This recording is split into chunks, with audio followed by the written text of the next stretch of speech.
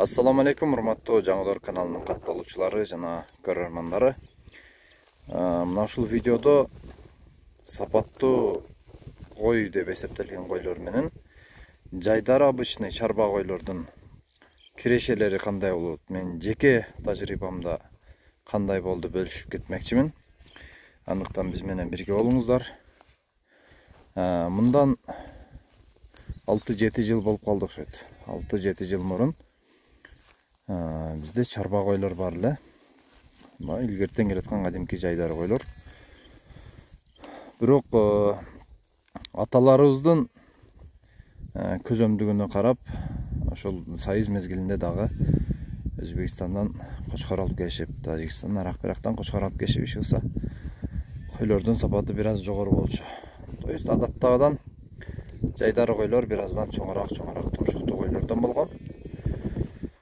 Бирок ошентсе дагы мен шаарда жүрүп келгенден кийин үйдөгү ошол койлордун жеген расходун, кетирген расходун эсептей баштадым.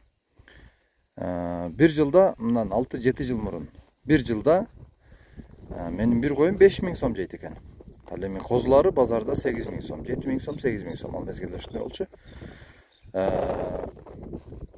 Мен кандай карачы элем? Октябрдын 15-теринен баштап койчудан келет.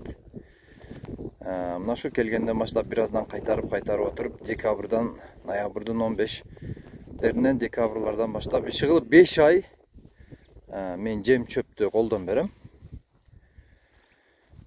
Ошол ар бир койдун жеген чөбү, жеген жеми эсептегенге туура келди. Анткени жем чөптү бардыгын сатып алчумун туугандар. Анан март айынын аягы, апрелдин башы 5-теринен баштап койчуга кетет. 6 ай, 7 ай койчуда жүргөн учурду эсепке алам. Жана ошентип бир кой бир жылда 5000 сом, 6000 сом пайда жей баштады. Кийин эсептегенимде 2 жылдан кийин 8000 сомго чыкты ал. Козулардын баасы 10000 сомго чыкты. Ошентип ойлонуп отуруп тургандар, 3 койду сатып 1 кой кылганга өттүм. 3 койду сатам, 1 кой алам. 3 койду сатам, 1 койду алсам кээде жетпей калат, дагы кошуп дагы ошентип 40 миң, 50 миңди койлорду алганга туура келип атты. Башында албетте баягы тажрыйбанын аздыгына караштуу. Ар жактан 1-2 кой алганда көп жаңылыштыктар болот экен. 1-2 кой алып базардан тергенде туугандар ар кой ар оорусу менен, ар илдети менен, ар адаты менен келет экен.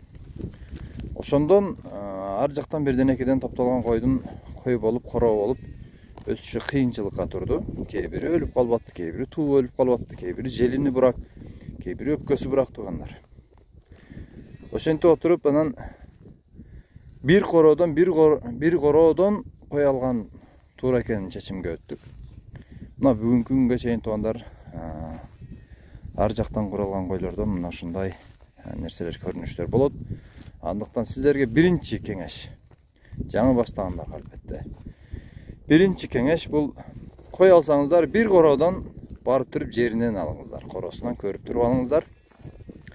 Кой алам деп көп жылга ниет койсоңуздар, кой кылам деп. Эгерде 5-6 ай багып сатам десеңиздер, анда базарга барыңыздар да, базардан терип алыңыздар туугандар. Келесиздер дагы бир сыйрадан уколдоп колдон өткөрүп туруп, анан 5-6 ай багып сата бересиздер.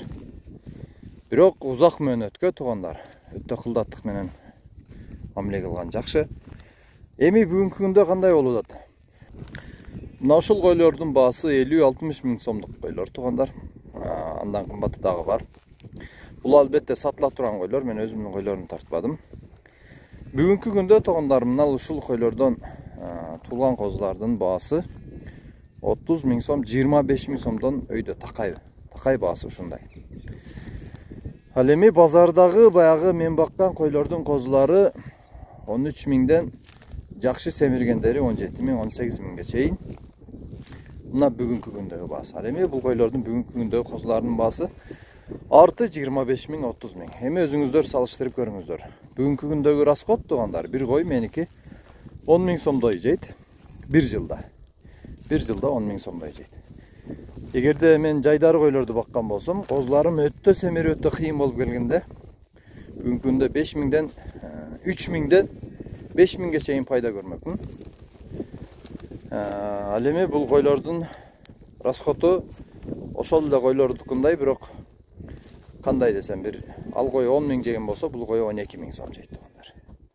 10.000 сомдон 12.000 сомго чейинки расход бүгүнкү күндө. Ал эми бүгүн мен кандай карайм?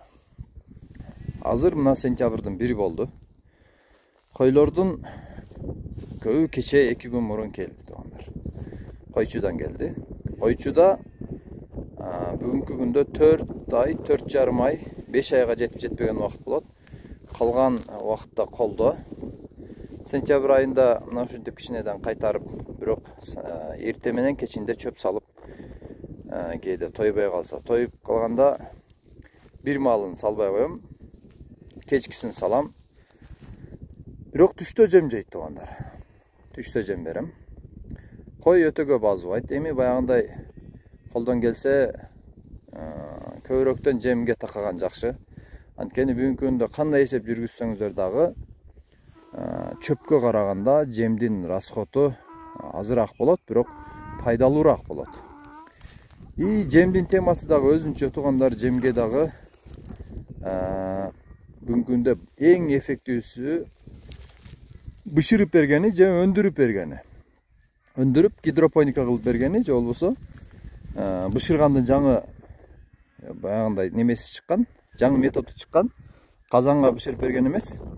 Бул баягы тегирменден өткөрүп бышырып берген аппараттарды издеп табыңыздар.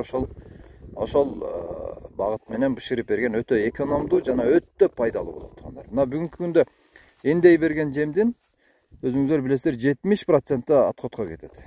Ал эми бышкан жемдин 90% сиңимдүүлүккө кетет жана 10% отходко кетет. Мына ушундай. Бул жөнүндө дагы өзүнчө видео тартабыз. Бирок дейинкиси бүгүнкү күндөгү салыштыруу туугандар. Бүгүн жайлоолорго, жайыттарга кой батпай, койдун саны көбөйүп, бирок сапаттын өтө начарлаганын байкап жүрөбүз. Базарга барсаң, ошол сапатсыз кой козулардын тыгылганы. Албетте ким кандай карайт, ким канча расход кылат, ал ар бир койчунун, ар бир чарбагердин өзүнө байланыштуу, бирок пайдасы ченемдүү туугандар. Жайдары койлордон, чарба койлордон эч качан сиздин колуңуздан 50.000 сомдон 500.000 сомго чейинки кочкорлор чыкпайт. Эч качан. Аны айтпай эле коеюн, 50.000 сомдон 100.000 сомго чейинки кочкорлор, койлор чыкпайт. Эч качан. Аны эч үмүт кылып кереги жок. Ал эми бул койлордо жакшы бир үмүт бар, жана жакшы бир тажрыйба бар. Бул койлордун арасынан туулган козулардын 50.000ден, 100.000ден, 200.000ден сатылганын көп көрүп атабыз жана тажрыйба баштан кечирип атабыз туугандар. Эми өзүңүздөр эсептеп көрүңүздөр. Бүгүнкү күндө мына ушундай койлордон албетте бул мен сиздерге сунуштаган койлордун төмөнү десеңиздер болот туугандар. Анткени көптөгөн чарбагерлерди көрүп атабыз. Канчалаган миңдеген долларга чыккан койлорду багып, мына ушул койлорду аркалап жакшы пайда көрүп жүргөн агалар, инилерди көрүп жатабыз. Өзүңүздөр дагы видеодон, интернеттен көрүп жатасыздар туугандар. Бул жомок эмес, бул чындык. Жакшы сапатка өткөн чарбагерлер жакшы пайдага кирип, жакшы кирешени көрүп жатат. Андыктан туугандар, эми биздин тажрыйбага таянып, ушунча адам бизди көргөндөн кийин ушул нерсени айтып коюуну чечтик. Бул сапаттуу койлорго ар бириңиздер өткөнүңүздөр жакшы. Ар бириңиздердин короңуздар жакшы сапаттуу койлорго толсун. Эгерде сапаттуу койлор короңуздарда пайда болгондо туугандар, өзүңүздөр эле короңуздарда карап кызыгууңуздар артат. Ошол короодо жүргөн койлорго көзүңүз, көңүлүңүз тоюп, жакшы бир кесиптин дагы бир кирешенин дагы арты пайда болот туугандар. Андыктан өзгөчө сыртта жүргөн туугандар, көбүңүздөр чаласыздар, кой кылайын дедим эле, кандай кой кылсам, кандай породада деген суроолорго бир аз жооп кылган болдук туугандар. Бүгүнкү күндөгү Арашан породасын белгилеп кетүүгө туура келет. Андан кийин Алатоо породасы келип атат. Арашан породасындагы жанагы баалардын көпчүлүгү чындыктар туугандар. Андыктан бардыгыңыздарга оомады тилейм. Бардыгыңыздардын короңуздар мыкты элита койлорго толсун.